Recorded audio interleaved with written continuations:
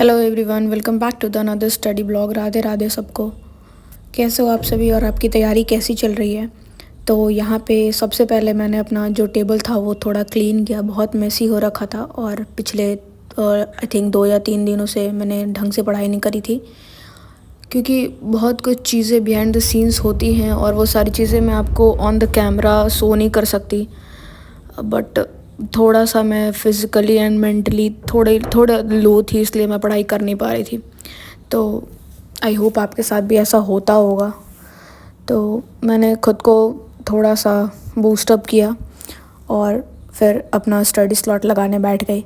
तो सबसे पहले मैंने करंट अफेयर का स्लॉट लगाया आज, जो कि सोशल इश्यूज़ वगैरह था। तो सोशल इशू वगैरह मैंने इसलिए करा कि लाइक ऐसे वगैरह होता है तो उन सब में चीज़ें आपको हेल्प करेंगी, क्योंकि टॉपिक्स जो थे वो सोशली रिलेटेड थे। तो this will help in my essay writing और this will help up to boost my keywords as well. तो ये सारी चीज़ें थी। और मैं आपको सजेस्ट करूँगी कि आप पर डे न्यूज़पेपर तो करो ही करो। अगर आप किसी यूट्यूब पे फॉलो करते हो किसी को करंट अफेयर के लिए, तो वो भी ज़रूर करो, क्योंकि आपको कंटिन्यूटी में रहना बहुत ही ज़रूरी होता है। Hello guys. और ये तुम्हारे हाथ और पैर पे क्या हुआ है? ये हाथ और पैर पे क्या हुआ है? ये कलर। ऐसे तो कलर यहाँ पे करते हैं या पेपर पे करते हैं? वो जो भैया थे नीचे वाले वही करे थे। और आज मम्मी से तुम क्यों पीटी? मुझे नहीं पता। अच्छा।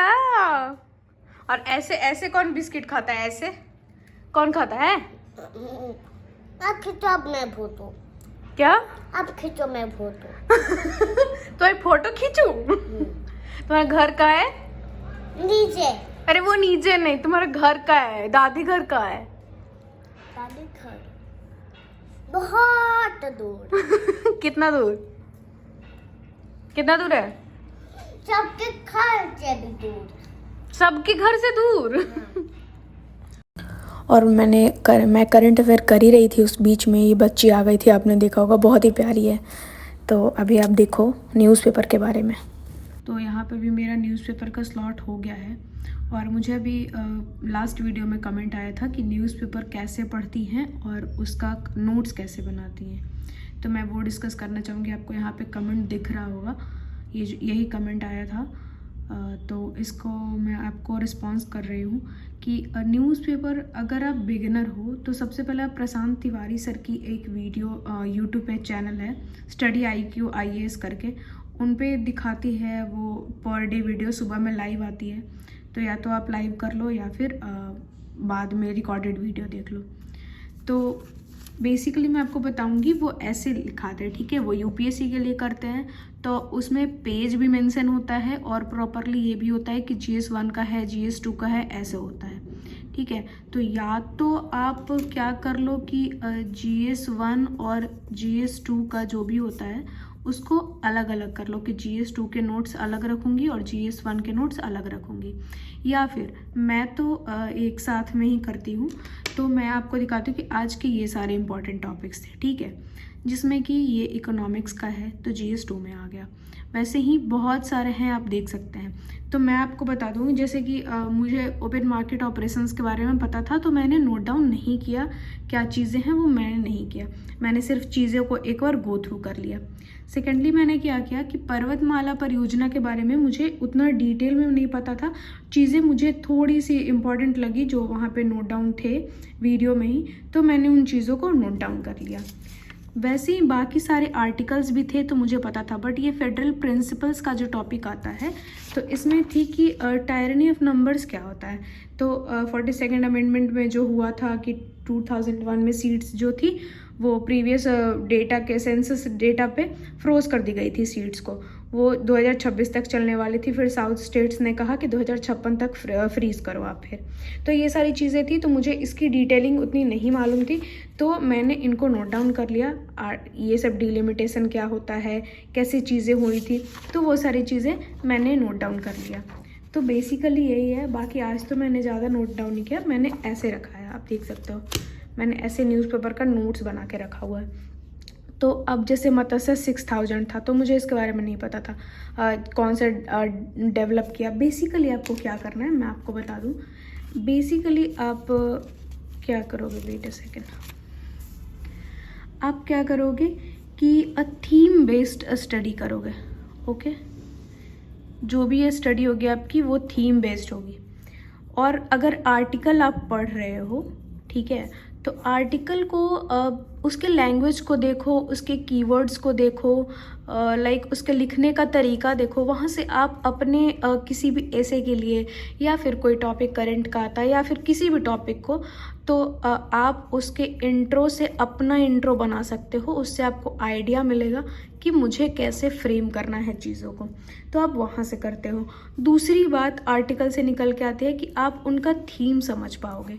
पॉलिटिकल एजेंडा है, ज्योग्राफिकल है, पॉलिटिकल एजेंडा है, ज्योग्राफिकल है, इन्वायरमेंटल है या फिर सोशल इशू है, तो आप इनसे उनकी चीज़ों को निकाल पाओगे।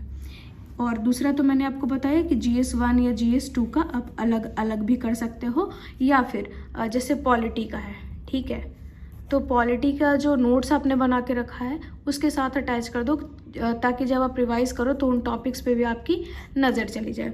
तो आप ये कर सकते हो बेसिकली। अब सेकंड चीज़ ये भी आप लोग पूछोगे कि न्यूज़पेपर कौन सा पढ़ें, तो आप हिंदू भी पढ़ सकते हो या फिर इंडियन एक्सप्रेस भी पढ़ सकते हो। अगर हिंदी मीडियम के हो तो दैनिक जागरण पढ़ लो या फिर जनसत्ता आती है वो पढ़ लो। तो ये सारी चीज़ें हैं। और अगर आप बिगिनर हो ना, तो आई विल रिकमेंड कि आप प्रशांत तिवारी सर की वीडियो ही करो, जो स्टडी IQ पे आती है आप वही करो।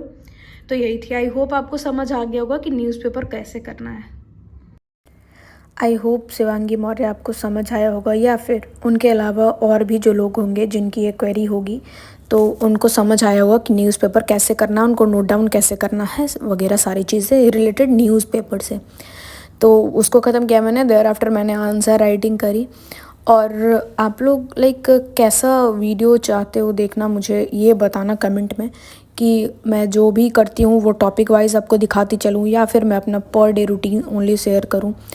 मेरा ओनली मोटिव होता है कि मैं आपके साथ अपने रूटीन शेयर करूं, जिससे कि आप भी बूस्टअप हो सको। अगर चीज़ें लाइन अप करने में आपको दिक्कत आ रही हैं तो आप उसको भी सही से कर सको, क्योंकि ऐसा नहीं है कि मैं सिर्फ पढ़ाई कर रही हूँ, बाकी सारे जितने भी हाउस होल्ड कोर्स होते हैं तो वो सारी चीज़ें करके मैं ही पढ़ाई करती हूँ।